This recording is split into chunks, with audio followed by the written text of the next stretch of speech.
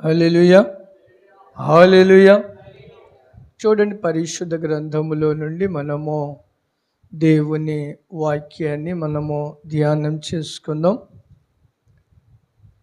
దేవుడు మనకు అనేకమైన సందర్భాలలో అనేకమైన విషయాలలో కూడా దేవుడు మనతో మాట్లాడి మనలను బలపరుస్తూ ఉన్నాడు. హల్లెలూయా.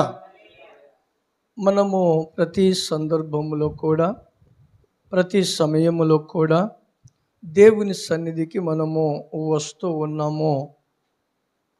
క్రమము తప్పకుండా దేవుని సన్నిధికి క్రమ రూపముగా మనం ఆయన సన్నిధికి వస్తూ ఉన్నాం. కొంతమంది ఆలోచిస్తారు ఏంటంటే, మేము దేవుని సన్నిధికి ప్రతి వారం వెళ్తున్నాము, దేవుడికి చేయవలసిన ప్రతి పని కూడా మేము చేయుచున్నాము, ఆశీర్వాదం ఏంటో మాకు కాస్త దూరంగా ఉంటుంది, దేవుడు మాకెందుకు ఇలా పరీక్ష పెడుతున్నాడో అని ఆలోచిస్తూ ఉంటాం. అలా మనము ఆలోచిస్తూ ఉంటాం. కానీ ఒకటి మనము గ్రహించవలసినది ఏంటంటే, దేవుడు మనకిచ్చిన అనేకమైన వాగ్దానాలు ఉన్నాయి. వాగ్దానాలు ఒకటి కూడా తప్పిపోదండి. ఒక వాగ్దానం కూడా తప్పిపోదు. మన పక్షంగా ఆయన ఏ ప్రణాళిక కలిగి ఉన్నాడో, ఏ ఉద్దేశం కలిగి ఉన్నాడో, ఏ నిర్ణయించుకొని ఉన్నాడో, ఆ నిర్ణయమును ఎవ్వరు కూడా దాన్ని వ్యర్థపరచలేరు. మనము ఎటువంటి కష్టాల్లో ఉన్నా, ఎటువంటి ఇబ్బందుల్లో ఉన్నా, మనకు ఆ యోగ్యత లేకపోయినా, అర్హత లేకపోయినా, ఆయన ఖచ్చితంగా ఆయన చేయాలని అనుకున్న పనిని చేస్తాడు. ఆయన ఒక వ్యక్తికి నేను కలెక్టర్గా చేయాలని అనుకున్నాడు అనుకోండి, ఎప్పుడు దేవుడు ఆలోచిస్తాడు ఈ ఆలోచన? తల్లి గర్భములో మనము రూపింపబడక మునిపే ఆయన మనలను గురించి అన్నీ రాసి పక్కన పెట్టేసేస్తాడు. ఆ క్రమము చొప్పున ఆయన అలా నడిపిస్తూ ఉంటాడు. మనం ఒక విషయాన్ని మనం గమనిస్తే, ఈ యేసుపుని మనం గమనించినప్పుడు ఆయన ఉన్న పరిస్థితి, మంత్రి సీట్లోకి వెళ్ళే కన్నా ముందు ఆయన ఉన్న పరిస్థితి ఎక్కడ ఉందంటే, చెరసాలలో ఉన్నాడు. హల్లెలూయా. చెరసాలలో ఉన్నాడు. ఏమైనా చదువుకున్నాడా? ఏమీ చదువుకోలే. ఇప్పుడు ఆ చెరసాలలో ఉన్నప్పుడు ఆ అర్హత కలిగిన వ్యక్తి ఒక మంచి ఉద్యోగం చేయాలంటే ఎన్ని అవసరాలు పడాలో, ఎన్ని అవసరాలు పడి అక్కడికి వెళ్తే కానీ ఆ ఉద్యోగం రాదండి. మొన్న గవర్నమెంట్ వాళ్ళు టీచర్ ఉద్యోగాన్ని వదిలారు. ఎంతమంది వెనకబడ్డారు, ఎంతమంది ఆ లభ్య పొందారు చూడండి. మరి వెనకబడ్డ వాళ్ళు ఎంత కష్టపడి ఉంటారు, రాత్రి పగలు. వారికి దొరకలే. వారికి దొరకలే. కారణం ఏంటి? అది దేవుని ప్రణాళిక కాదు. నిర్ణయించుకోవాలి మనం. అయితే ఇక్కడ మనం ఇంత కష్టపడినా కూడా ఆ ఉద్యోగాన్ని సంపాదించలేకపోయారు. ఒక వ్యక్తి అయితే మొన్న అంటున్నాడు, ఒకే ఒక మార్కులు. చూడండి, ఒక్క మార్కులలో ఉద్యోగం పోయింది. మరి 2 సంవత్సరాలు ఆయన చదివి కౌన్సిలింగ్లో ఉండి అబ్బో ఎంత ప్రయాస. రాత్రి వాళ్ళ ఇంట్లోకి వెళ్ళి ప్రార్థన చేస్తే ఇంటి మొత్తం మీద పేపర్ అంటే ఇచ్చాడు అని, చదవడానికి మర్చిపోతానేమో అని. అంత కష్టపడ్డాడు పాపం. ఒక్క మార్కుల్లో పోయాడు. అంత కష్టపడితేనే ఈ రోజులలో ఉద్యోగాలు రావాలంటే కష్టం. కానీ యేసప్పును దేవుడు ఏ ప్లేస్లో ఉన్న వ్యక్తిని ఎక్కడికి తీసుకెళ్ళి కూర్చోబెట్టాడు? ఆయనకి మంత్రి పదవిలోకి కూర్చోబెట్టాడు. హల్లెలూయా. ఎందుకని? దేవుని ప్రణాళిక అనాది కాలంలోనే ఉంది. అయితే మనం ఎంత చేసినా మన ఆలోచనలు కాదు, మన ఉద్దేశములు కాదు. దేవుని ప్రణాళికే అది కొనసాగది. అది మనము గుర్తెరగాల. అన్యుల కంటే తెలియని వరకు వాళ్ళు తెలియదు కాబట్టి ప్రయాసపడుతుంటారు. మనం పడే ప్రయాసం ఏంటంటే, మనకు దేవుడు ఏం బోధిస్తున్నాడు, దేవుడు మనకి ఏం తెలియపరుస్తున్నాడు, మనల్ని ఎలా ఉండమంటున్నాడు, మనల్ని ఎలా ఉంచాలనుకుంటున్నాడు, ఈ సత్యాలన్నీ దేవుడు మనకి తెలియపరుస్తున్నాడు. అన్నీ చెబుతున్నాడు ఆయన. చెబుతున్నప్పుడు మనం కాస్త గ్రహించకపోతే ఇంకా ఆ దేవుని ఆలోచనకి అర్థము కూడా ఉండదు. హల్లెలూయా. చూడండి, ఇక్కడ మనం వీడు చదివిన కీర్తనలో ఒక మాట ఉంది మనకి. 24వ అధ్యాయంలో 124వ అధ్యాయం మొదటి వచనములోనే మనం చదివితే, మనుష్యులు మన మీదికి లేచినప్పుడు యెహోవా మనకు తోడై ఉండని ఎడల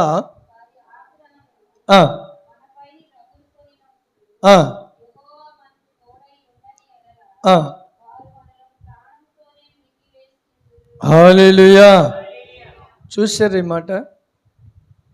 ఈ కీర్తనకారుడు దావీదు మహారాజు రాస్తున్న మాట చూడండి. మనుష్యులు మన మీదికి ఎక్కినప్పుడు, మనుష్యులు అంటే ఏంటి? ప్రజలు కాదు నాన్న, మనుష్యులని. మనుషుల మీదకి మనుషులు ఎక్కడం కాదు. ఇక్కడ సమస్య మీద నీకు సమస్య పైబడుతున్నప్పుడు, దానికి అర్థం ఏంటంటే ఇక్కడ మనుషులు నీ మీదకి ఎక్కినట్లుగా అన్నాడంటే, సమస్యలు నీ మీదికి పడుతూ ఉన్నప్పుడు, సమస్యల మీద సమస్యలు నీ మీదికి పడుతున్నప్పుడు యెహోవా నీకు తోడై ఉండని ఎడల, చూసారా, ఆయన మనకు తోడై ఉండని ఎడల, ఇక మన పరిస్థితిని గురించి అక్కడ చెప్తున్నాడు ఆయన. ఎంత భయంకరమైన పరిస్థితి ఉంటుందో చూడండి. అయితే దేవుడు మనకు ప్రతి సందర్భములో కూడా ఆయన మనకు తోడై ఉన్నాడు. ప్రతి సెకండు కూడా దేవుడు మనకు తోడై ఉన్నాడు. మనము దేవుడు లేడని అనుకుంటూ ఉంటాం, కానీ దేవుడు లేకపోతే భయంకరమైన సమస్యలు మనకు ఎదురైనప్పుడు కొంతమంది చెప్తూ ఉంటారు, మా జ్ఞానం చేత మేము విడుదల పొందామండి అంటారు. హల్లెలూయా. మా జ్ఞానం చేత మేము ఆశీర్వదింపబడ్డామండి, మా ఆలోచన చేత, మా జ్ఞానము చేత అండి మేము ఇంత ఆస్తి సంపాదించామని అంటారు. నీ జ్ఞానము, నీ ఆలోచన అంతా కూడా శూన్యం దేవుని దృష్టికి. అది హల్లెలూయా. అయితే ఇక్కడ ఆయన అంటున్నాడు, నీకు దేవుడు తోడుగా ఉండకపోతే నీ ఏమీ కూడా చెయ్యలేవు. హల్లెలూయా. ఏమీ కూడా చెయ్యలేవు అని ఆయన బయలుపరిచాడు. అక్కడక్కడ మనం గమనిస్తే దేవుడు వాగ్దానం చేశాడు కదా, నేను నీకు ఉన్నత స్థానంలో ఉంచుతాననే వాగ్దానాలు. ఇలాగనే ఇప్పుడు ఈ వాగ్దానం ఉన్నట్టుగా నేను నీకు తోడై ఉంటానన్న ఆ వాగ్దానం లాగన తుదుకు మహాభివృద్ధి కలుగ చేస్తానని, యెహోవా ఆశీర్వాదము, ఐశ్వర్యము కలుగ చేయనని, అలా మనం చదువుకుంటూ వెళ్తూ ఉంటే వాగ్దానాలు మనకి ఎన్నెన్నో ఉన్నాయి. అయితే ఇన్ని వాగ్దానాలలో మనము కొంతమందిట మేము ఏం పొందామని అంటారు, కానీ మనం పొందిన వాటిలలో కృతజ్ఞత కలిగి ఉన్నామా? హల్లెలూయా. దేవుడు పరీక్ష పెడతాడండి. దేవుడు పరీక్ష పెడతాడు. అబ్రాహాముని పరీక్ష పెట్టాడని మనకు తెలుసు. ఏబుని పరీక్షించాడని దేవుడు తెలుసు. మనం ఈ వాక్యాలు వింటూ ఉన్నాం.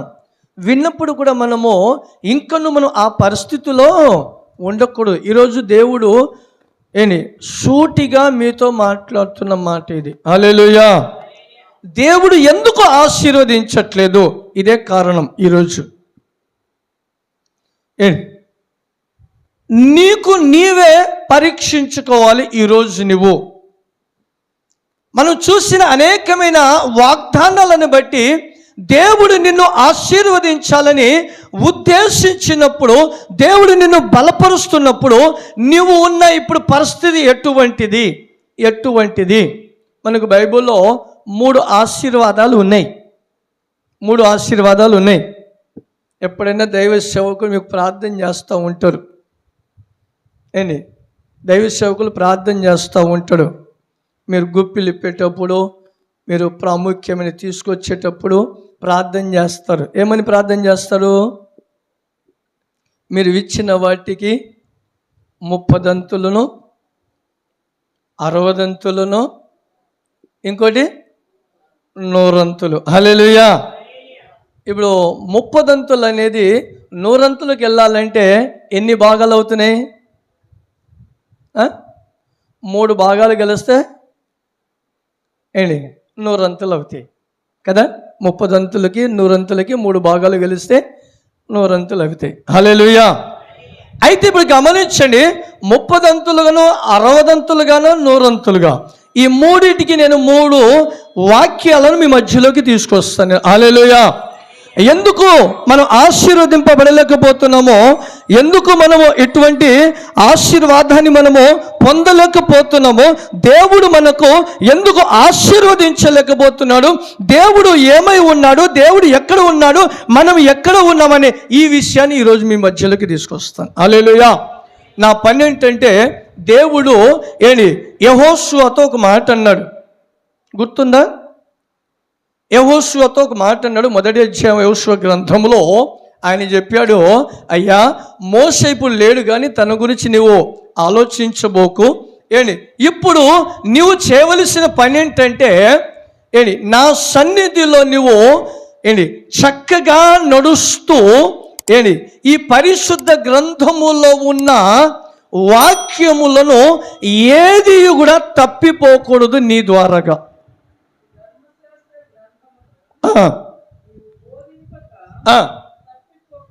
తప్పిపోకూడదు.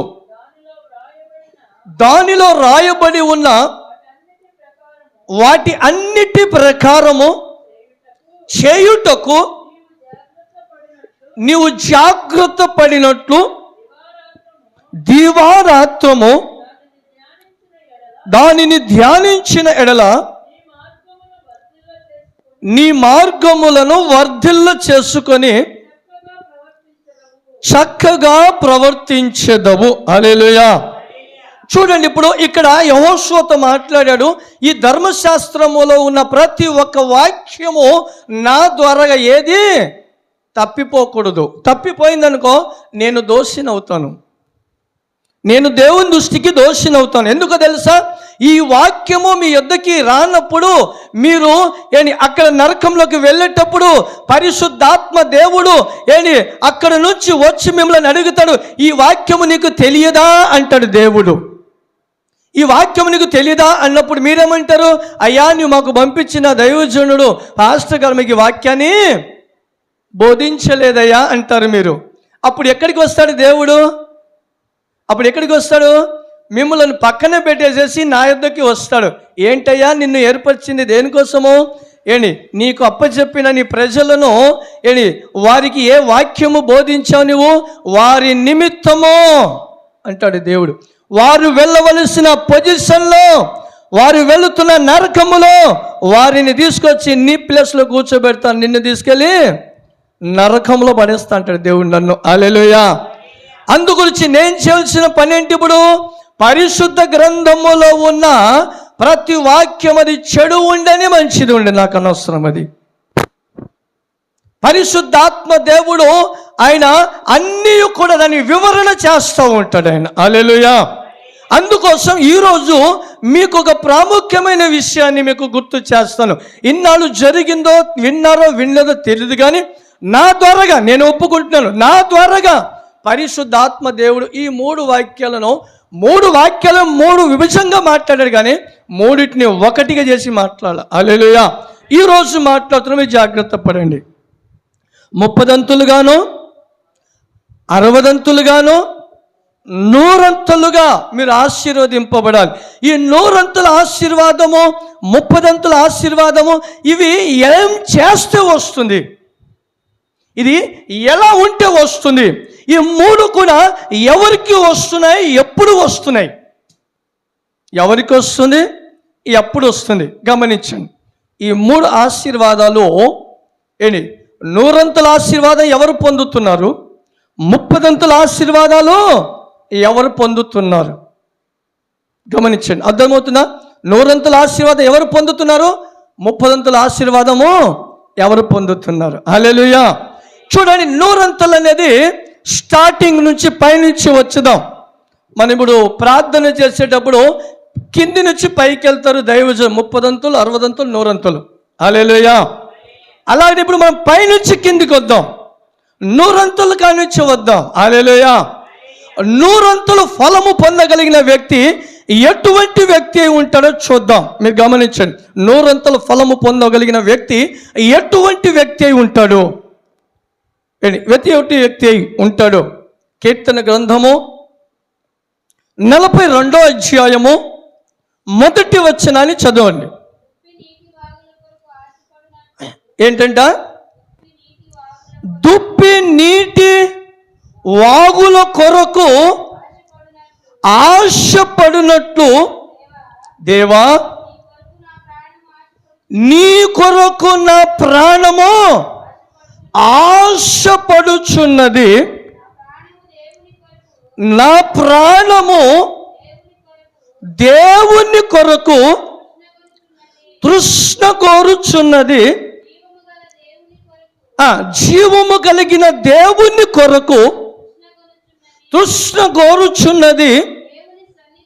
దేవుని సన్నిధికి నేను ఎప్పుడు వచ్చేదను, ఆయన సన్నిధిని నేను ఎప్పుడు కనబడేదను.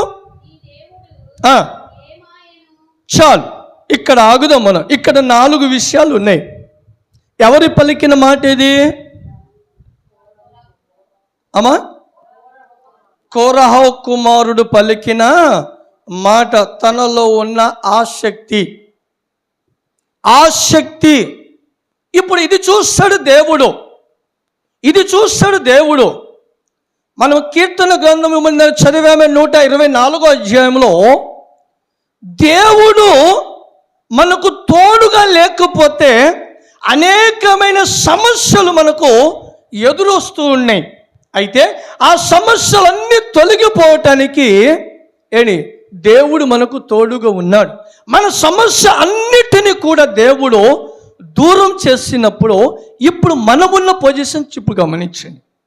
కొరహోరు కుమారులు ఉన్న పరిస్థితి ఈ కీర్తన రాయడానికి కారణం ఏంటో తెలుసా?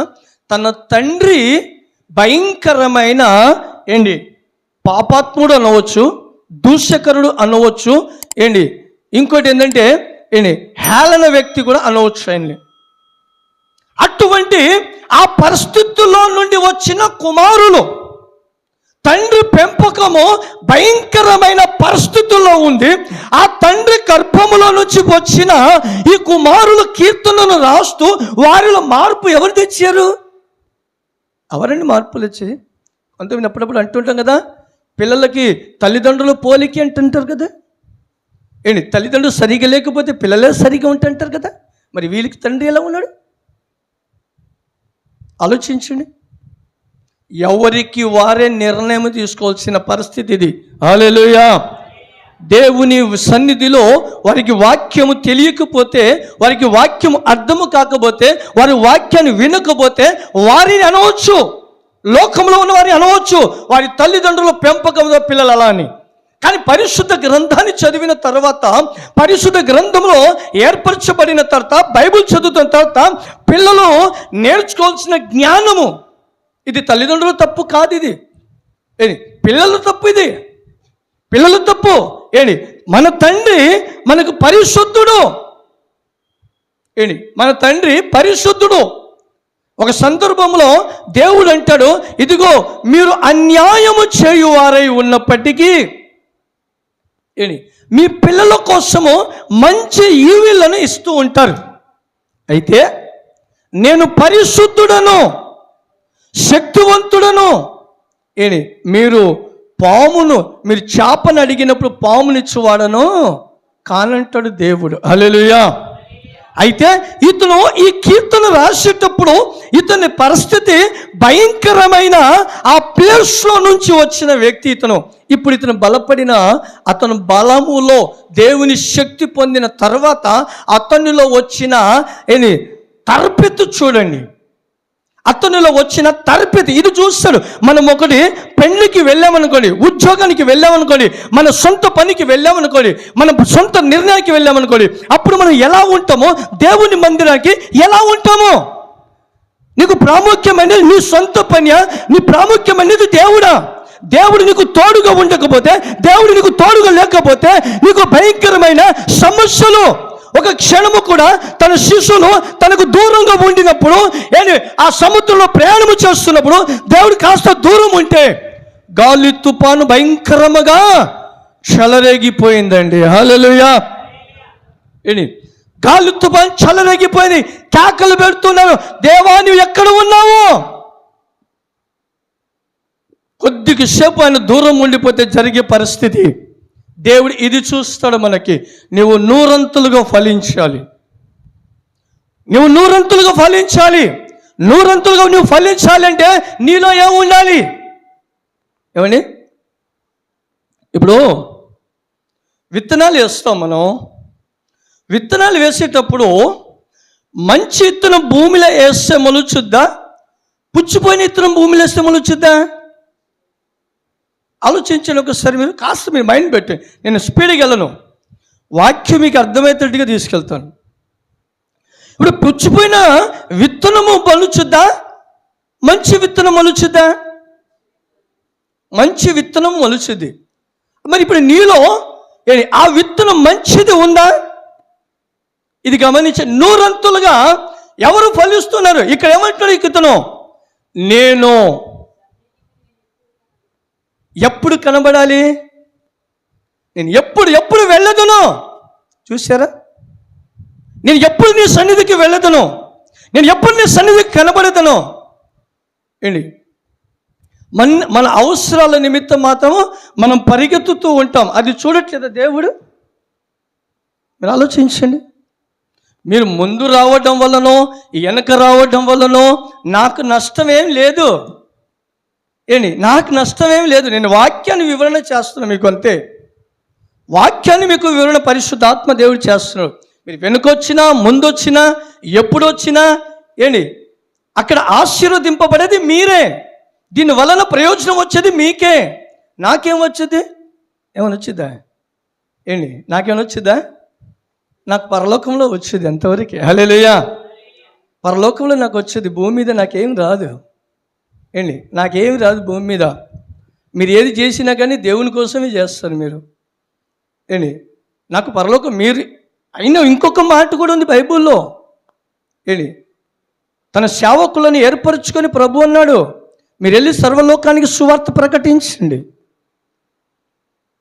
వారు వినకపోనివ్వండి, వినకపోనివ్వండి. నీ కాళ్ళకున్న దుమ్ము దులిపి వచ్చేసి. హల్లెలూయా, హల్లెలూయా. దేవుని పని చేసేటప్పుడు మీకు ఒక దేవుని రాజ్యానికి వారసులుగా చేయటమే మా తరిపి. హల్లెలూయా. మా ఆరాటం ఏంటంటే దేవుడు అలా చెప్పినా మరొక చోట అంటాడు ఆయన, మీరు సర్వలోకానికి సువార్త ప్రకటించమని ముందన్నాడు కదా, వారిని నా కోసం సిద్ధపరచమన్నాడు. దేవునికి స్తోత్రం. హల్లెలూయా. అందుకనే నేను చేసే పని ఏంటో తెలుసా? నాలో ఉన్న ఆలోచన ఏంటో తెలుసా? చాలామంది ఏంటంటే రండయ్య అద్భుతాలు చేస్తాను, దయ్యాలు వదలగొడతాను, సైతాను. అవి నాకు అనవసరం. దయ్యాలు వదలగొట్టేది ఆయన. నేను నీ వాక్యాన్ని బోధించానా లేదా? నా ద్వారాగా ఈ కార్యం జరిగిందా లేదా? హల్లెలూయా. ఆయన నన్ను పోషిస్తూ ఉన్నాడు, నన్ను బలపరుస్తూ ఉన్నాడు. ఆయన పని నేను చేస్తున్నానా లేదా? అది. హల్లెలూయా. అయితే మిమ్మలను నా ఒక ఆలోచన ఏంటంటే మీకు ఒక శక్తివంతులుగా చేయాలని నా ఉద్దేశం. హల్లెలూయా. మిమ్మలను దేవుని దృష్టికి ఒక శక్తివంతులుగా చేయడమే నా పని. అందుకనే మీరు గొప్పగా ఆశీర్వదింపబడాలి. గొప్పగా ఆశీర్వదింపబడడానికే మా ప్రయాసం అది. హల్లెలూయా. అందుకనే మీరు ఆశీర్వదింపబడడానికి ఒక్కొక్క మెట్టు పరిశుద్ధాత్మ దేవుడు మమ్మలను నిలబెట్టి అని వాడుకుంటాడు. హల్లెలూయా. అందుకనే మొదటి మెట్టు, మొదటి ఆశీర్వాదము నూరంతల ఆశీర్వాదం. నూరంతల ఆశీర్వాదం ఎప్పుడు వస్తుంది? ఎప్పుడు వస్తుందమ్మా? మొదట నీ సన్నిధిలో నేను ఎప్పుడు కనబడేదాన్ని. స్టార్టింగ్లో పాటలు పాడడానికి 3 స్టెప్పులు ఉన్నాయి. సంఘ కార్యక్రమాల్లో 3 స్టెప్పులు ఉన్నాయి. ఏ స్టెప్పులు చెప్పండి, చెప్పాలి మీరే. ఏ స్టెప్పులు ఉన్నాయి? 3. పాటలు పాడడము, ఆరాధించడము, తర్వాత వాక్యం. హల్లెలూయా. 3 విభాగముగా పరిశుద్ధాత్మ దేవుడు పంచాడని 3 సంఘ కార్యక్రమాన్ని ఏర్పరిచాడు. 3 ఆశీర్వాదాన్ని ఏర్పరిచాడు. 3 రకాలైన ఆశీర్వాదాన్ని ఏర్పరిచాడు. 3 రకాలైన ఆశీర్వాదానికి ఆయన తండ్రి పరిశుద్ధ ఆత్మను, మూడోది పరిశుద్ధాత్మ సహవాసం. స్టార్టింగ్ తండ్రి, తర్వాత కుమారుడు, పరిశుద్ధాత్మ సహాయం. 3. హల్లెలూయా. 3 భాగాలుగా 3 ఆశీర్వాదం, 3 క్రమములు. మనం ఇప్పుడు ఏ క్రమంలో ఉంటున్నాం అనేది మనం దాన్ని జాగు చేయటానికే దేవుని ఆశీర్వాదం పొందాం. దేవుని సన్నిధికి వచ్చేది ఎందుకు? మనము దేవుని సన్నిధికి ఎందుకు వచ్చేది? ఆశీర్వదింపబడడానికి దేవుని సన్నిధికి వస్తాం. స్కూల్లోకి స్టూడెంట్ ఎందుకు వెళ్తారు? చదువుకోవటానికి, నేర్చుకోవడానికి వెళ్తారు. పరిశుద్ధ గ్రంథ సంఘం మందిరంలో కూడా మనము నేర్చుకొని ఆశీర్వదింపబడడానికి ఆయన సన్నిధికి మనం వస్తూ ఉన్నాం. హల్లెలూయా. నేర్చుకున్న వాటిని నిర్లక్ష్యం చేయకూడదు. నేర్చుకున్న వాటిని పాఠము సార్ చెప్పినప్పుడు పరిశుద్ధాత్మ దేవుడు బయలుపరిచి దాన్ని అనుసరించకపోతే ఫెయిల్ అయిపోతాం. ఆత్మీయ జీవితంలో ఫెయిల్ అయిపోతాం.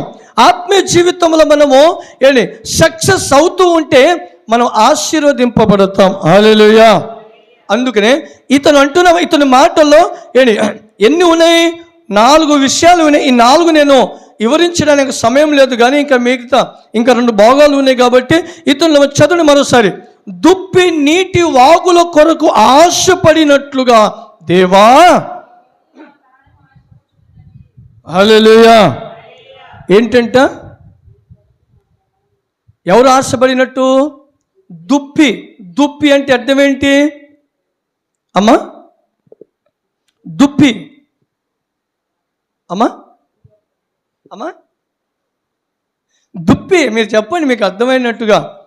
దుప్పి నీటి వాగుల కోసము ఆశపడినట్టంటే నేల, పగిలిపోయిన నేల నీళ్ళ కోసము ఎలా ఎదురు చూస్తూ ఉంటుందో, ఎండిపోయి వర్షము కోసం ఎలా ఎదురు చూస్తూ ఉంటుందో, తహతలాడుతూ ఉంటుందో, ఎప్పుడు నీళ్లు కావాలని ఆశపడుతూ ఉంటుందో, అలాగున నేను నీ సన్నిధికి వెళ్ళడానికి అంతగా ఆరాటపడుతున్నా. నీ కోసం ఉందా ఈ ఆరాటము? గమనించండి.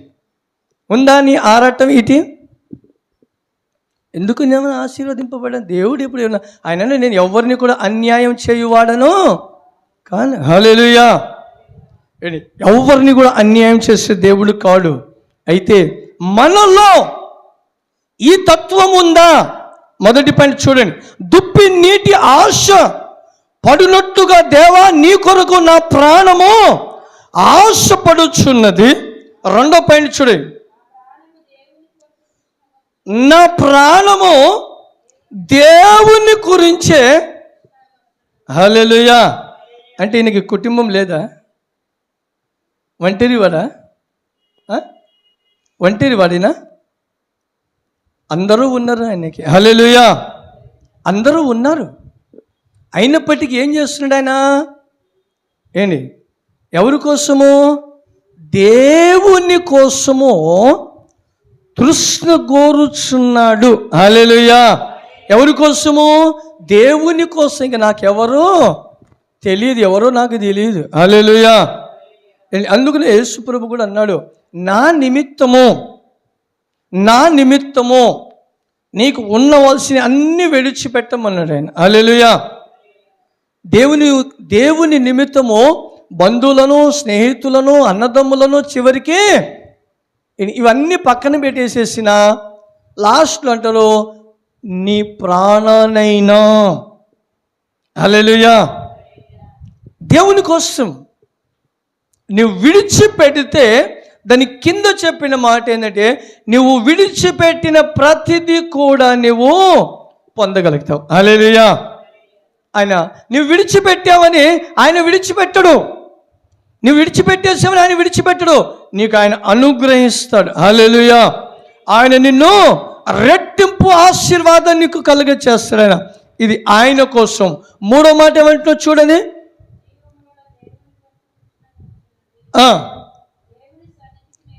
దేవుని సన్నిధిని నేను ఎప్పుడు వచ్చేదను, ఆయన సన్నిధిని నేను ఎప్పుడు కన్నబడేదను. ఇది చూసారా, ఇది చూసారా? ఎప్పుడు నేను దేవుని సన్నిధికి వెళ్ళాలి? వాక్యం టైంలోక, ఆరాధన అయిపోయినాక, పాటలు అయిపోయినాక. దేవుడు స్వరం ఎందుకు ఇచ్చాడు? గొడవ పెట్టుకోవడానికా? స్వరం ఎందుకు ఇచ్చాడు? పాటలు పాడడానికి కదా. స్వరం దేవుడు ఇచ్చాడు పాటలు పాడడానికి. పాటలు అయిపోయినాక ఆరాధన ఎందుకు? ఆరాధనకు అర్థం ఏంటో తెలుసా? ఆరాధనకు అర్థం తర్వాత నేను చూపిస్తాను. హల్లెలూయా. ఏంటి అటువంటిది? దేవుని సన్నిధిలో మొదట కనబడాలి, మొదట కనబడాలి, మొదట కనబడాలి. ఆయన సన్నిధిలో నువ్వు కనబడాలి. నీ ప్రాణం అంతా కూడా ఆయన కోసమే నువ్వు సమర్పించుకోవాలంటే. హల్లెలూయా. ఇది ఈ కొరహ కుమారుడు చెప్పిన ఈ ఆసక్తి. మొట్టమొదటి నూరంతల ఆశీర్వాదం పొందాలంటే చర్చి తలుపు మీరే తీయాలి, ఎవరికి కావాలంటే వారే. హల్లెలూయా. చర్చి డోర్ తీయాలి పొద్దున 5 గంటలకు వచ్చి కాదు. సంఘంలో క్రమం జరిగేటప్పుడు మొట్టమొదటి అడుగు మీదే పడాలా.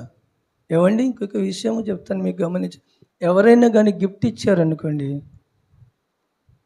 లోక సంబంధమైన గిఫ్ట్ ఇచ్చారనుకో, అక్కడ ఎప్పుడు ముందుకు వెళ్ళాలి, ఎప్పుడు ముందుకు నెట్టుకొని వెళ్తూ ఉంటాం. మరి దేవుని సన్నిధికి మీరు ఆలోచించండి. దేవుని వాక్యం మీ దగ్గర తీసుకొస్తాను. ఎప్పుడు ఏంటి మొదటి అడుగు ఎవరిది పడుతుందో వారికి ఆశీర్వాదం. హల్లెలూయా. ఇక్కడ వాక్యం చెప్తుంది, నేను కాదు, వాక్యం చెప్తుంది. రెండో విషయం చెప్తాను, వినండి. యోహాను సువార్తలకు వెళ్దాం. 4వ అధ్యాయము 23వ వచనం చదువుకుందాం. అయితే ఆత్మతోనూ సత్యముతోనూ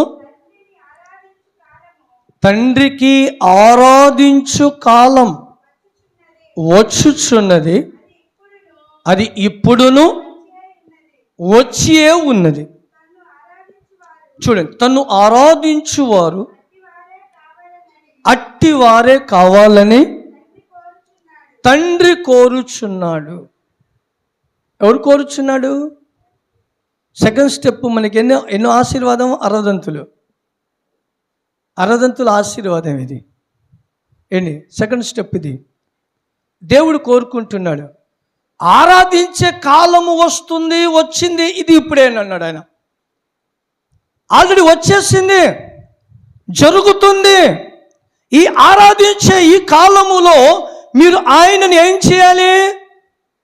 ఆరాధించాలి. ఎలా ఆరాధించాలంట? ఎలా ఆరాధించాలి? ఆత్మతోనూ సత్యముతోనూ తండ్రిని ఆరాధించాలి. ఆత్మతో ఆరాధించాలి, ఆత్మలో ప్రవహించిపోవాలి. కొంతమంది చూస్తుంటారు, ఎంతమంది చప్పట్లు కొడుతున్నారా అని. మన చూపు ఉండకూడదు. ఇంకా ఆయన ఆరాధిస్తూ ఉంటే ఆయన ప్రత్యక్షత కనబడాలి, ఆయన ప్రత్యక్షత మనకు కనబడాలి. ఆయన ప్రత్యక్షత మనకు కనబడింది అనుకో, ఇక మన జీవితమే ఆశీర్వాదకరంగా మార్చబడుతుంది. హల్లెలూయా. ఆయన ఆరాధిస్తున్నప్పుడు మనలో ఆయన ఆత్మ పనిచేస్తూ ఉంటే ఇక మనకి ఎవరు కూడా కనబడరు, ఆయనే కనబడుతుంటాడు. అప్పుడు మనము ఎటువంటి వారమై ఉంటాము? ఆత్మపూర్ణులైపోతాం మనం. హల్లెలూయా. ఆత్మపూర్ణులైపోతాం మనం. ఆయన ఆత్మలోనే మనము వర్ధిల్లుతూ ఉంటాం. అది దేవునిలో అప్పుడు పొందగలిగిన ఆ ఆత్మ, అప్పుడు వచ్చేది శక్తి. అప్పుడు మనలో వచ్చే శక్తి అది. ఎందుకంటే ఆరాధిస్తేప్పుడు, మనం ఆరాధించేటప్పుడు దేవుని ఆత్మ మన మీదకి దిగి వచ్చిందండి. హల్లెలూయా. అందుకని మనం అపోస్తలుల కార్యం గ్రంథంలో మనకు తెలిసిన వాక్యమేది. పెంతెకొస్తు పండుగ దినము జరుగుతూ ఉన్నప్పుడు అక్కడ ఉన్న ప్రజలందరూ కూడా దేవుని ఆత్మ అక్కడ దిగి వచ్చే కన్నా ముందు ఉన్న ప్రజల, లేకపోతే ఆత్మ దిగి వచ్చిన తర్వాత ప్రజలు ఉన్నారు అక్కడ? మీరు ఆలోచించండి ఒకసారి. ఇక్కడ దేవుని అక్కడ పిల్లలందరూ కూడా ఒక చోట కూడుకొని దేవుని ఆలోచన చేస్తూ ఉన్నారు. వాళ్ళు అక్కడ దేవుని ఉద్దేశంలో ఉన్నారు. అందుకని ఈ కీర్తన గ్రంథంలో మనం కొరహ కుమారుని గురించి ఆలోచించాం కదా. అతను నీ నిమిత్తము నా ప్రాణము తృష్ణ కోరుచున్నది. హల్లెలూయా. ఎవరి నిమిత్తము? జీవము కలిగిన దేవుని కొరకు నా ప్రాణము తృష్ణ కోరుచున్నది. అందుకనే ఇక్కడ జీవము కలిగిన దేవుని కార్యక్రమం జరగడానికి అక్కడ పెంతెకొస్తు పండుగ దినములో ఈ ప్రజలందరూ కూడా వారి ప్రాణము తృష్ణ కోరుచు ఒక చోట కూడి ఉన్నప్పుడు, చూసారా వాక్యం? అక్కడ ఒక చోట కూర్చున్నప్పుడు ఒక్కొక్కరు కూడా వారి ప్రాణము తృష్ణ కోరుచున్నది. ఎవరి కోసము? దేవుని కోసం. ఎందుకని? పెంతెకొస్తు దినం రోజున దేవుని కార్యం ఎలా జరుగుద్దా, దేవుని పండుగ ఎలా జరుగుద్దా అని వారు ఒక్కొక్కరు కూడా దేవుని నిమిత్తము తృష్ణ కోరుచున్నారు అక్కడ. అప్పుడు ఆకాశములో నుండి, మేఘముల నుండి వేగముగా ఒక ధ్వని ఆకాశము నుండి, హల్లెలూయా, ఎక్కడ వచ్చిందంట? అది కూర్చొని ఉన్న ప్లేస్లో. వాళ్ళు ఎందుకు కూర్చున్నారు? వాళ్ళు అక్కడ ఎందుకు కూర్చున్నారు? వాళ్ళు దేవుని పండుగ ఆగిపోతుందని, పెంతెకొస్తు పండుగ దేవుడు ఏర్పరిచిన పండుగ, అది ఆగిపోతుందేమో వీళ్ళు భయపడి. ఎందుకంటే అంత పెద్ద శక్తివంతుడైన దేవుణ్ణే సిలువేసి చంపారే ఈ దరిద్రులు. అందుకనే ఇప్పుడు మనల్ని కూడా చంపేస్తారేమో ఈ పండుగ జరిపిస్తే. ఈ పండుగ కూడా మనము జరిపిస్తే మనల్ని కూడా చంపేస్తారేమో అని వాళ్ళు భయముతో కొంత ఎలా జరిపించాలనే ఆలోచనతో వాళ్ళు దేవుని కోసం అక్కడ ప్లేస్లో కూర్చున్నారండి. అక్కడ హల్లెలూయా, హల్లెలూయా.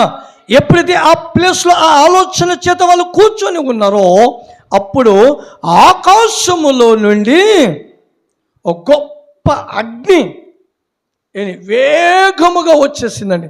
స్లోగా కాదండి, వేగముగా వచ్చి వారిని ఒక్కొక్కరిని ఆవరించినప్పుడు వాళ్ళు అప్పటికే వాళ్ళు భయపడుతున్న వాళ్ళు దేవుని అగ్ని చేత వాళ్ళు నింపబడినప్పుడు, ఆ పరిశుద్ధాత్మలో వాళ్ళు ప్రవేశించినప్పుడు అప్పుడు వారిలో ఉన్న భయము మరిచిపోయారు. హల్లెలూయా. అప్పుడు దాకా భయపడ్డారు వాళ్ళు. పరిశుద్ధాత్మలో ఎప్పుడైతే వాళ్ళు ప్రవేశించిపోయారో అప్పుడు అంతా కూడా మరిచిపోయారు వాళ్ళు. ఈరోజు మనకు అన్ని సమస్యలు గుర్తొస్తున్నాయి అనుకోండి, ఈ వాక్యమే వారికి ఆధారం. సమస్యలు మన ఇంటి కంటి తిరిగి వస్తున్నాయని మనం అయ్యోని కుంగిలిపోతా ఉన్నాం అనుకో, ఆత్మలో లేరు. హల్లెలూయా. ఆత్మలో లేరు. ఇంకా సమస్యను గురించి ఆలోచిస్తే ఇంకా ఆత్మలో లేరు. ఎందుకని? దాని అర్థం చెప్పమంటే చెప్తాను. సమస్యలో ఉన్నప్పుడు మనకి ఎంత ఎంత పెద్ద సమస్యనే ఉండవచ్చు, దేవుడికి అసాధ్యమైన ఏమైనా ఉందా? చెప్పండి, దేవుడికి అసాధ్యమైన ఏమైనా ఉందా? ఏంటి, ఆయనకి అసాధ్యమైన ఏది లేదు. కాబట్టి మనం ఆయన యందు విశ్వాసం ఉంచి కూడా ఆ ఆత్మలో లేనప్పుడు లోక సంబంధమైన ఆలోచనలు వచ్చేస్తాయి మనకి. హల్లెలూయా. లోక సంబంధ ఆలోచనలు వచ్చేస్తాయి. ఆ లోక సంబంధ ఆలోచనలు వచ్చేసాయంటే అక్కడ దేవుని ఆత్మ పనిచేయట్లే. హల్లెలూయా.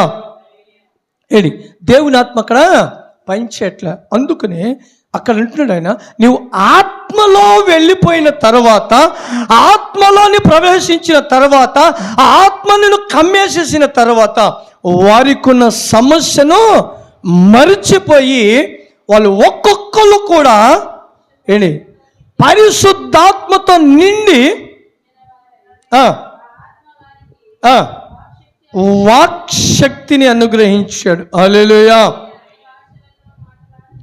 ఏం చేశాడు? దాని తర్వాత అన్య భాషలలో మాట్లాడసాగిరి. హల్లెలూయా. ఎప్పుడు మాట్లాడసాగారు? ఆత్మతో నిండిపోయి. ఆత్మలో నిండిపోవడానికి కారణం ఏంటి చెప్పాలి? ఆత్మలో నిండిపోవడానికి కారణం ఏంటి? ఆయనను ఆరాధించే వారిగా ఉండాలి. హల్లెలూయా. ఎటువంటి వారై ఉండాలి? ఆయనను ఆరాధించే వారిగా ఉండాలి. హల్లెలూయా. నువ్వు ఎప్పుడైతే ఆరాధిస్తూ ఉంటావో ఆ ఆరాధనలో నీ పరిశుద్ధాత్మని పొంది అక్కడ నుండి ఇక నీ ఆత్మలో వెళ్ళిపోయిన తర్వాత అప్పుడు దేవుడు ఏం చేస్తాడు తెలుసా? ప్రార్థన స్టార్టింగ్ జరుగుతుంది, పరిగెత్తు అంటాడు ఆయన. హల్లెలూయా. ఏమంటాడు దేవుడు? నీవు అరదంతుల్లో ఉన్నప్పుడు అప్పుడు నీకేం చేస్తాడు దేవుడు? నూరంతుల్లో పరిగెత్తు అంటాడు ఆయన. హల్లెలూయా. అప్పుడు నువ్వు స్టార్టింగ్లో ముందుకి రావడానికి పరిగెత్తుతావు. హల్లెలూయా. అప్పుడు ఆరాధించే సమయంలో నీవు వచ్చావనుకో నీకు 60 హల్లెలూయా. హల్లెలూయా. 30 ఎవరికి వస్తుంది? 30 ఎవరికి వస్తుంది? ఇప్పుడు చూద్దాం, కీర్తన గ్రంథంలోకి వెళ్దాం. 119వ అధ్యాయం 58వ వచనాన్ని చదువుకుందాం.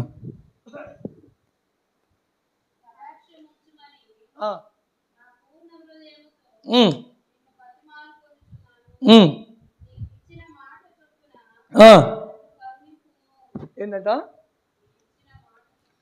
ఇంకా చదువు. నా మార్గములు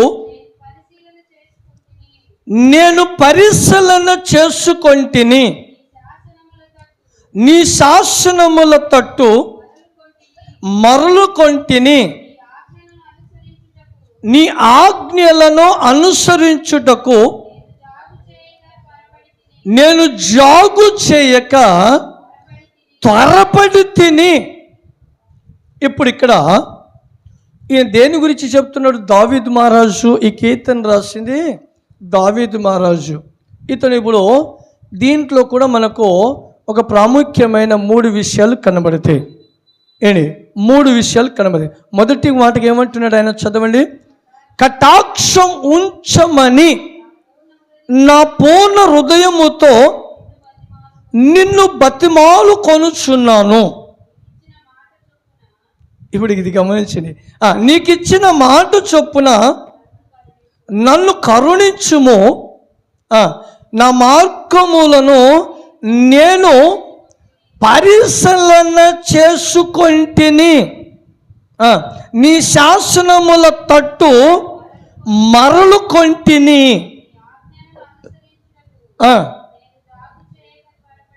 త్వరపడి తిని. దేనికి? ఆజ్ఞలను. ఆజ్ఞ ఏంటి? దేవుని వాక్యం. హల్లెలూయా. చూశారండి? ఇప్పుడు ఇతను దేన్ని ఆలోచిస్తున్నాడు?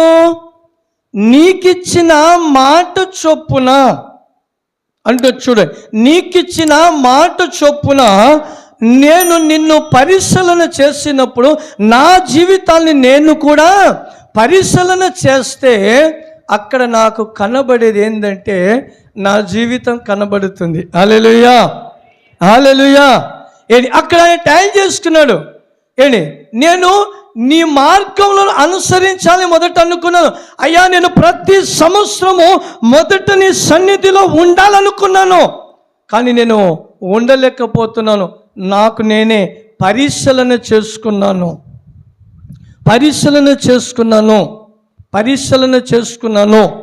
అని ఆయన నీకు బయలుపరిచినప్పుడు, ఆయన నీకు తెలియపరిచినప్పుడు, తనను తాను పరిశీలన చేసుకొని వాక్యాన్ని ఆయన అనుసరిస్తూ, ఆయన వాక్యాన్ని చదివినప్పుడు, తన వైపు పరిశీలన చేసుకున్నప్పుడు, వాక్యము విన్న తర్వాత తను కాస్త ఆరాధనకి వెళ్ళడానికి ప్రయత్నం చేశాడు. ఆరాధనలో నుండి మొదటలోకి వెళ్ళటానికి ప్రయత్నం చేశాడు. ఎప్పుడు? తనను తను పరిశీలన చేసుకునే. ఎప్పుడు? లాస్ట్లో 30 వచ్చినప్పుడు, పరిశుద్ధాత్మ దేవుడు మాట్లాడినప్పుడు వినుట వలన విశ్వాసము కలుగును. హల్లెలూయా. ఏ వినుట వలన? దేవుని వాక్యం వినాలి, లోకంలో ఉన్న వినటము కాదండి. మీరు గమనించండి, ఇంకక్కడక్కడ ఎక్కడైనా మీటింగ్ పెట్టండి, మీరు చూడండి, మీటింగ్ పెట్టేటప్పుడు చూడండి, 3 గంటలైనా ఉంటారా? పెళ్ళికి వెళ్ళేటప్పుడు పెళ్ళంతా అయిపోయి తలంబ్రాలు బొలంబ్రాలు అవన్నీ ఉంటాయి. స్టార్టింగ్ నుంచి వెళ్ళాలంటారు. అప్పటి నుంచి తీరంతా అయిపోయే వరకు ఒక 2-3 గంటలు పట్టిద్దా? వాళ్ళకి అన్నీ ఉంటాయి చాలా. మన అంటే 1 గంటలో అయిపోద్ది. మంచి దైవసేవకుడు మంచి ఆత్మీయులు నడిపించాలంటే 3 గంటలు జరిగేది ఒక వాక్యమే. హల్లెలూయా. ఇక పాటలు క్రమము తర్వాత వాక్యమే పెళ్లి 3 గంటలు జరిగిద్ది మన క్రైస్తవులది. హల్లెలూయా. ఇప్పుడు అంత ఓపిక లేదు దైవజనుడికి. ఏంటంటే ఇది మనుషులు ఏంటంటే వారికి ఆ జ్ఞానాన్ని బట్టి టింగు మోగేట్లు అన్నీ పెట్టేసేసాడు అపవాదే. ఆ రోజులు 3 రోజులు వాళ్ళు దేవుని స్వార్థని విన్నారు. 3 రోజులు వారికి టైం చెప్పేవాళ్ళు ఎవరు లేరు. ఇప్పుడు టింగు మోగుదా ఉంటుంది. ఎక్కడికి వెళ్తే గంటలు ఉండవచ్చు. జీవితాన్ని నాశనం వచ్చేసి నరకానికి తీసుకెళ్లే దరిద్రపు ఒకటి ఉంది, సినిమా. దానికి ఖర్చు పెట్టాల 2 గంటలు కూర్చుంటా, కానీ 2 గంటలు వాక్యం వింటారా? వినరు. ఆత్మీయ జీవితాన్ని కట్టేది వాక్యము. పరిశుద్ధాత్మ దేవుడు కట్టేది, ఆయన మాట్లాడే తన సత్యాన్ని బోధించేది. ఈ సత్యాలను విన్న తర్వాత అతనికి కలిగిన సందర్భం చూడండి. అయ్యా, ఇదిగో నేను పరిశీలన చేసుకున్నాను, నాకు నేనే పరిశీలన చేసుకున్నాను. ఇప్పుడు నేను ఏ స్థితిలో ఉన్నాను, నీవు ఏ స్థితిలో ఉన్నావు అని వాక్యాన్ని విన్న తర్వాత తను స్టెప్ బై స్టెప్ పైకి ఎక్కడానికి ప్రయత్నం చేశాడు. ఎప్పటి నుంచి? వాక్యము విన్న తర్వాత ఆయన స్టెప్ బై స్టెప్ పైకి వెళ్ళడానికి ప్రయత్నం చేశాడు.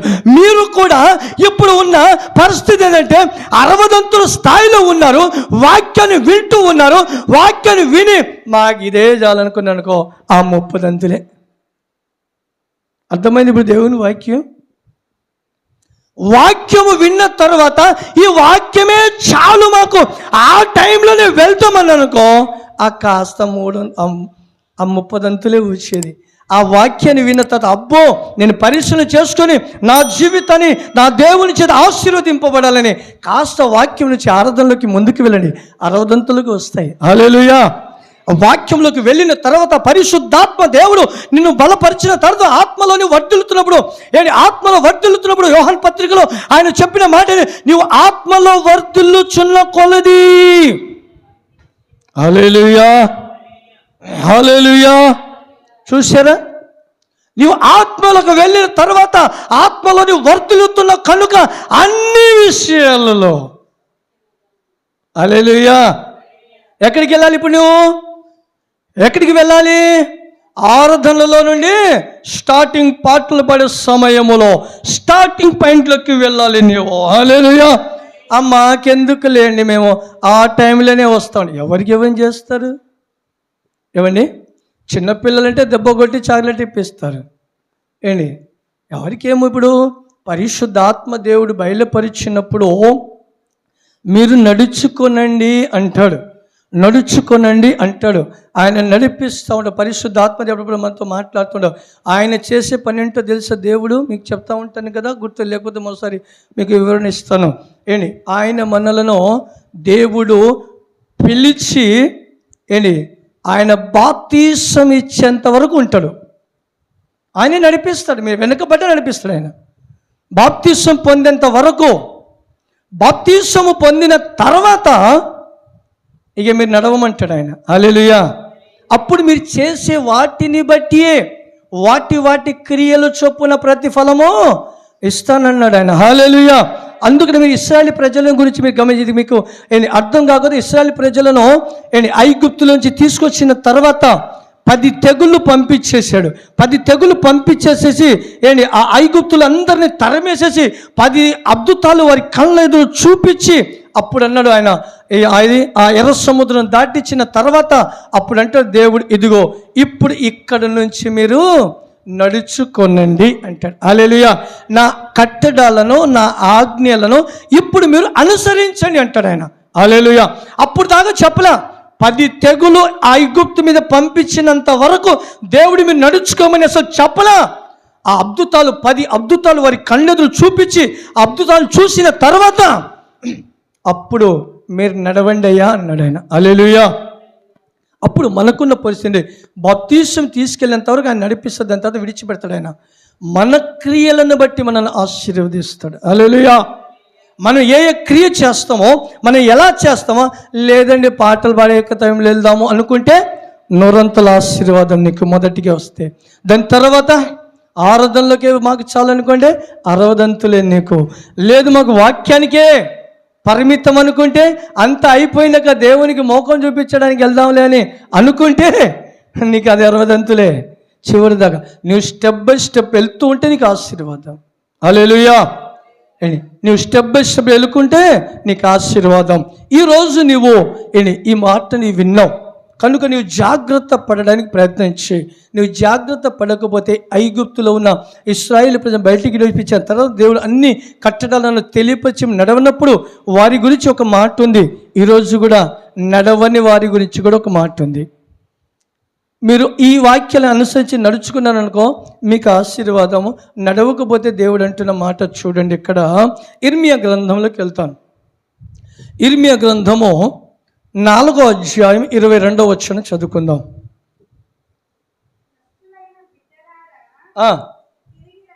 ఏంటంట? తిరిగి రండి,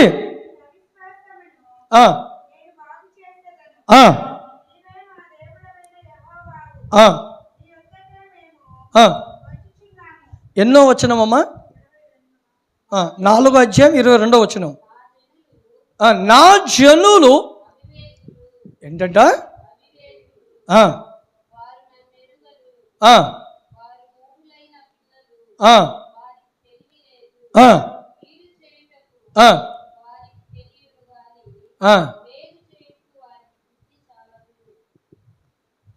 అర్థమైందా? అర్థమైందా వాక్యం? మరోసారి చదవమ్మా, అర్థం చేసుకోండి ఒకసారి. నా జనులు అవివేకులు,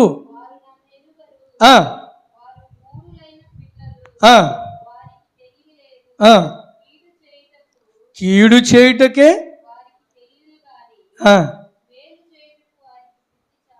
హల్లెలూయా. అందుకే మరి కీడు చేయడానికే పరిగెత్తుతున్నారు అందరూ. దేవుని శక్తిని విని, దేవుని శక్తిని పొంది కూడా, దేవుని ఆశీర్వాదాన్ని పొంది కూడా కీడు కోసమే పరిగెత్తుతున్నారు, కానీ ఆశీర్వాదం కోసం వెళ్తున్నారా? వెళ్ళట్లే. అందుకని అక్కడ ఇర్మియా ద్వారాగా మాట్లాడాడు దేవుడు ఆ ప్రజలను గురించి. హల్లెలూయా, హల్లెలూయా. అందుకని ఈరోజు మనం మంచి తెలివి తెచ్చుకుందాం. మంచి తెలివితో పరిశుద్ధాత్మను మనం పొంది ఆ ఆత్మలో మనం ప్రవేశిస్తూ దేవుని సత్యాన్ని మనము తెలుసుకుందాం. హల్లెలూయా. దేవుని సత్యాన్ని మనం తెలుసుకుందాం. దేవుని ఆశీర్వాదాన్ని మనం పొందుదాం. దేవుని కృపని మనం పొందుదాం. ఒకటి నాన్న మీరు గుర్తుపెట్టుకొని, ఇప్పుడు దేవుడు ఎటువంటి దేవుడే ఉన్నాడో మీరు తెలుసుకోకపోతే నరకానికే వెళ్తారు రేపటి రోజున. నువ్వు ఎన్ని ప్రార్థన చేసినా, ఎన్ని ఉపవాసాలు ఉన్నినా, ఎన్ని క్రమములు పాలుపంపులు పొందినా దేవుడు ఎవరో నీకు అర్థము కాకపోతే నరకానికే. హల్లెలూయా. దేవుడు నీకు అర్థము కావాలంటే దేవుడు అర్థం అయ్యాడంటే ఖచ్చితంగా ఆయన ఆజ్ఞలో ఉంటావు. హల్లెలూయా. ఆయన ఆజ్ఞలో ఉంటావు. ఇంకా నీవు దేవుని ఆజ్ఞని నీవు అనుసరించలేదే అనుకో, ఇంకా నీవు దేవుని ఎరగలేని అర్థం. అది దేవుని ఎరగలేనికి అర్థం. దేవుని ఎరిగితే ఖచ్చితంగా నువ్వు ఆయన దగ్గరికి వెళ్తాం. ఇప్పుడు కలెక్టర్ని తెలుసుకున్నప్పుడు మనకు అవసరాల కోసము కలెక్టర్ దగ్గరికి వెళ్తామా, అటెండర్ దగ్గరికి వెళ్తామా? ఇద్దరి గురించి తెలుసు. అటెండర్ ఏం చేస్తాడో తెలుసు, కలెక్టర్ ఏం చేస్తాడో తెలుసు. కలెక్టర్ గురించి తెలిసినప్పుడు మనము కలెక్టర్ దగ్గరికి వెళ్తాం. హల్లెలూయా. దేవుని గురించి తెలిసినప్పుడు ఇది ఖచ్చితంగా దేవుని అనుసరించాలా. అది దేవుని గురించి నీకు తెలిసిపోతే దేవుని అనుసరిస్తావు, లేకపోతే నీకు దేవుని గురించి తెలియదు. అది అందుకనే దేవుని తెలుసుకొని మన జీవితాన్ని ముగించుకుందాం, దేవుని రాజ్యానికి చేర్చబడదాం. ఈరోజు ఈ ఆశీర్వాదాలను గురించి 3 విషయాలు దేవుడు మనతో మాట్లాడాడు. 3 విషయాలు దేవుడు మనతో మాట్లాడాడు. జాగ్రత్త పడండి, ఆశీర్వాదాలు పొందండి. దేవుడి మాటలను దీవించి ఆశీర్వదించునుగాక. ఆమేన్. హల్లెలూయా. హల్లెలూయా.